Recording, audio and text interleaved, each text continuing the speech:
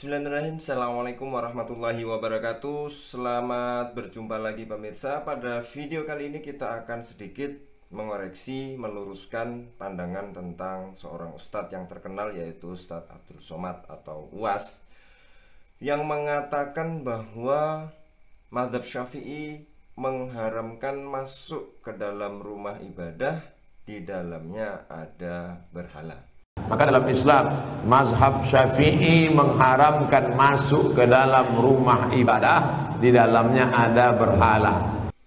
Nah, pada kesempatan kali ini kita akan, benarkah memang mazhab Syafi'i berpendapat seperti itu? Kita akan merujuk kepada kitab Mausu'ah Fikih Islami wa Qadaya Mu'asirah yang ditulis oleh Dr. Wahbah Zuhaili. Ya, ini cuplikan halamannya. Oke. Nah, di kitab tersebut ya, ini kebetulan kitabnya ada ya. Nah, di kitab tersebut kita akan melihat bahwa ada beberapa pendapat ulama yang mengatakan masuk ke tempat rumah ibadah lain ya. Nah, kita lihat pendapat pertama, yaitu pendapat madhab Hanafi. Yukrohu lil muslimi dukhulul bi'ati wal kanisah. Yukrohu berarti makruh ya. Dimakruhkan seorang muslim untuk masuk ke tempat ibadah orang lain. Di sini disebutkan kanisah ya. Nah, yang kedua, pendapat yang kedua itu pendapat dari madhab Maliki, Hambali, dan Syafi'i ya. Firrojihi ladaihim, yang rojih, yang diunggulkan oleh mereka. Jadi menurut Maliki, Hanafi, Hambali, dan Syafi'i itu yang rojih. Jadi rojih itu yang pendapat yang diunggulkan ya. Lil muslimi dukhulu bi'atin wa kanisatin wa nahwihima wa lahu sholatu fiha. Jadi kalau kita melihat di sini pendapat yang diunggulkan oleh ketiga mazhab, yaitu Maliki, Hambali, dan Syafi'i, bagi seorang muslim masuk ya ke dalam bi'ah atau kanisah, wa kanisah, dan sejenisnya ya, yaitu rumah ibadah orang lain ya, itu jadi masuk itu boleh ya. Tetapi nanti ada beberapa wa'an Ahmad dari mazhab Ahmad ibnu Hambal, yukrohu in kana samma surah, dimakruhkan ya, dibenci, dimakruhkan ya, jika di dalamnya terdapat gambar. Wakila mutlakon ya. Dan ada yang mengatakan itu mutlak boleh ya. Ini rujukannya dari kitab Jawahir Al-Iqlil Syarh Mukhtasar Khalil ya, juz 1 halaman 383. Juga dari Hasyiah Qalyubi juz 4 halaman 235, dan Kasyaful Qina ya, juz 1 halaman 293, dan Ahkamu Ahli Dhimmah juz 2 halaman 723. Nah, kita melihat mengulas ini dari sudut pandang ilmiah.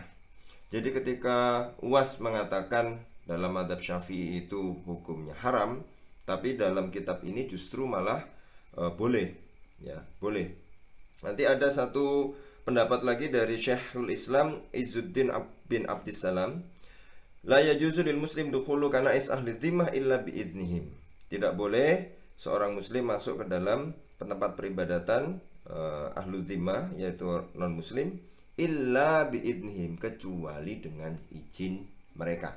Nah, ketika UAS mengomentari film The Santri ini ya, beliau kemudian mengatakan haram. Haram hukumnya masuk ke rumah ibadah orang lain Ya, jadi mazhab Syafi'i mengharamkan. Nah, ini dari mana? Ya, kalaupun memang ada, itu berarti yang marjuh, pendapat yang marjuh atau yang tidak diunggulkan. Nah, pendapat yang diunggulkan justru boleh, ya, justru boleh. Dan di sini disebutkan bahwa lil muslimi dukhulu bi'atin wa kanisatin wa nahwihima wa lahu sholatu fiha. Ya. Dan di sini disebutkan tidak ada yang bilang haram ya. Kalau bilang haram berarti dari mana? Ini boleh ya, boleh. Bahkan di sini hanya ada makruh ya. Sedangkan Syekhul Islam Izzuddin bin Abdissalam mengatakan laya juzu, ya tidak boleh bagi seorang muslim masuk ke tempat ibadah non muslim kecuali dengan izin mereka, ya. Dengan izin artinya bahwa itu tidak nyelonong saja, tapi memang ada hal yang kemudian membuat mereka mengizinkan. Nah, di sini kita harus berlaku objektif, ya. Di sini kita harus berlaku objektif, artinya memang tidak ditemukan di sini kata-kata haram.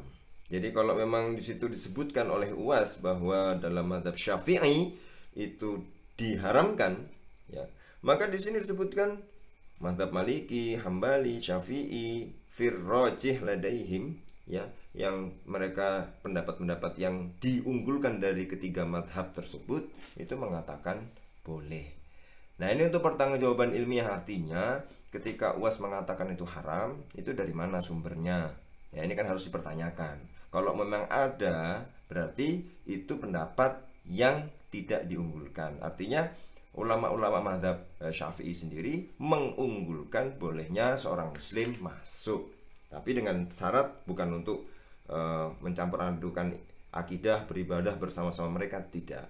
Karena dalam beberapa hadis, ya, Sayyidina Umar juga kemudian pernah memasuki Baitul Maqdis yang ketika itu di sebagian tempatnya ada juga yaitu gereja di sana, dan sudah masuk sholat zuhur, tapi beliau tidak memilih untuk sholat di dalamnya di depannya karena takut umat setelahnya akan mengikuti itu, dalam tanda kutip salah paham, umat setelahnya ini bisa salah paham. Tetapi sebenarnya Sayyidina Umar ya bisa saja, ya tidak apa-apa.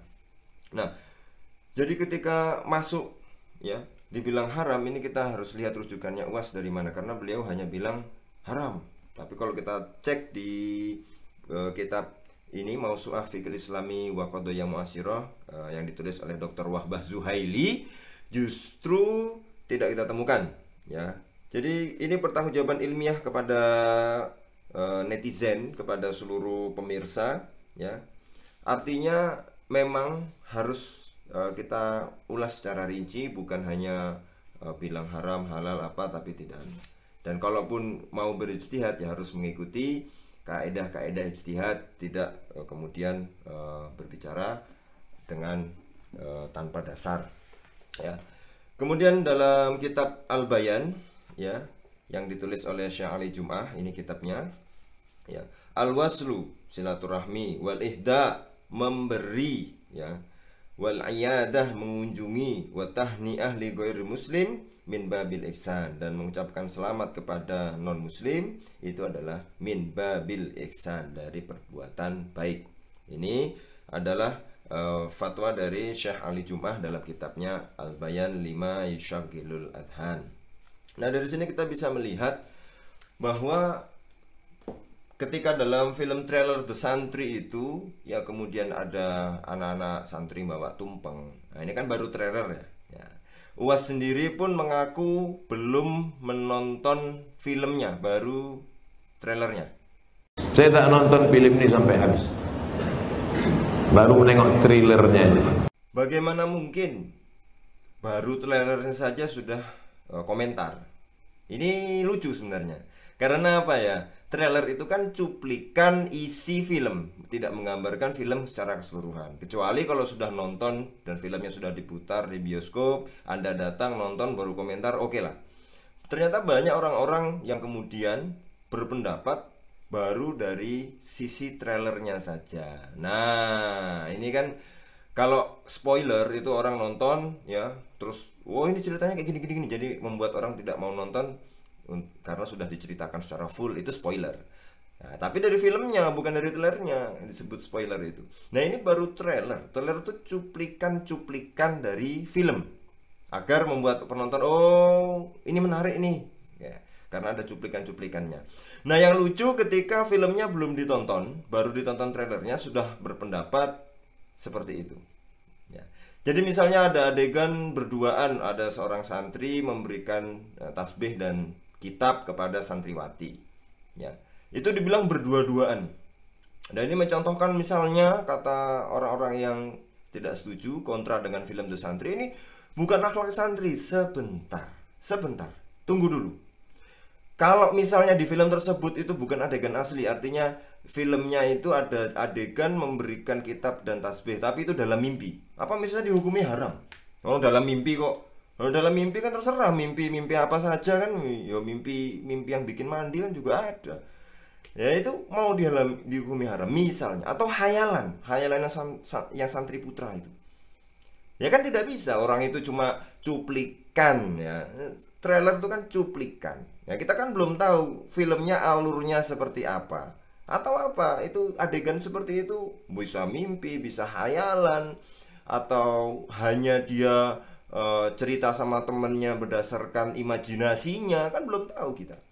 Maka kalau kemudian sudah banyak yang komentar bahwa sudah mengeluarkan fatwa haram, ya kan, terus gara-gara masuk rumah ibadah, kita cek di kitab-kitab yang muktabar, yang memang valid, tidak ada yang bilang haram. Bahkan mazhab Syafi'i yang diunggulkan di dalamnya mengatakan boleh, ya kan. Yang kedua, kalau itu berdua-duaan, misalnya ya filmnya saja belum diputar, Anda tahu dari mana adegan itu benar-benar menggambarkan santriwan santriwati itu berdua-duaan. Padahal ya belum tentu. Itu bisa jadi mimpi saja, atau hayalan, atau apa yang dalam adegan tersebut apa. Memang penggambaran dalam trailer cuplikannya seperti itu, tapi kita belum tahu. Maka yang lebih bijak adalah nanti ketika filmnya sudah bisa ditonton di bioskop, Anda para pemirsa tonton baru komentar. Nah itu lebih bagus daripada berandai-andai filmnya kayaknya gini, ini tidak patut ditonton, apa segala macam. Tidak, jangan. Kita mengedukasi seluruh masyarakat, mengedukasi seluruh netizen, mengedukasi seluruh pemirsa, terutama para pemirsa cerdas di channel ini yang nonton video ini, pasti bisa membandingkan dong apa itu trailer, apa itu film. Trailer itu cuplikan dari film dan bukan film itu sendiri. Ketika di trailernya seperti itu, kita belum tahu jalan ceritanya, kita belum tahu itu adegan apa, dan misalnya seandainya ada foto para pemainnya itu ya selfie atau dengan banyak orang, terus kemudian situ seolah-olah terlihat hanya 2 orang berdua-duaan. Tidak, itu namanya lokasi syuting kan banyak orang. Dan itu bagian dari promosi, oh ini loh kami sedang mengerjakan film ini. Nah kan seperti itu.